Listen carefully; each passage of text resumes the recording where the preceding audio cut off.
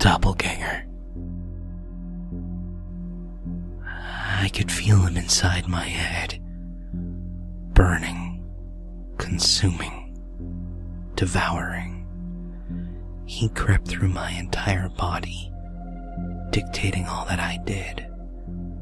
It was like being constantly buried in sand up to your neck, unable to move your limbs without further entrenching yourself. For 10 years, I felt as if I was always suffocating. I watched him for what seemed like an eternity, living my life in my house with my wife. And each day I thought to myself that I had to get rid of this imposter, this doppelganger that seized me from within and kept me from myself. I had to be rid of the being that had snatched my very existence from my grasp. I tried to reason with him more than once. I begged, I cried, I pleaded. I implored him to release me. But to no avail. He had no intention of relinquishing control of my body. I'm not sure he even realized that the battered man in his dreams was the person that he usurped. Soon I resorted to a more violent attitude. I would shout at him in his sleep, attack him, trying to frighten him into giving up. If he was scared enough, I thought, he might abandon his efforts. I had no luck for a very long time. After a long while, though, he started to get neurotic and paranoid. At this point, he was desperate to keep his stolen body.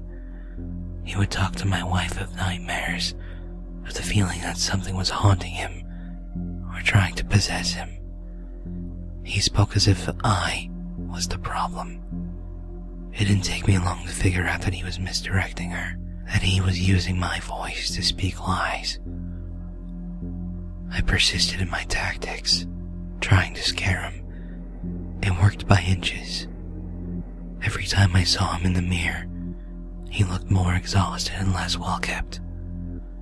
The constant nightmares were taking a physical toll. I was weakening his grip. He became so desperate, in fact, that he began Googling things like demonic possession and poltergeists, looking for help. It was almost sad.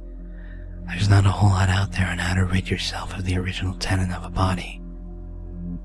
Of course, he didn't find anything. But I did. I saw the things he read, and I began to get ideas. Slowly, as I pushed against him, I felt him beginning to slip. He started to grow disorganized, paranoid. He quit my job and locked himself in my computer room, perching before a computer monitor as he searched desperately for help.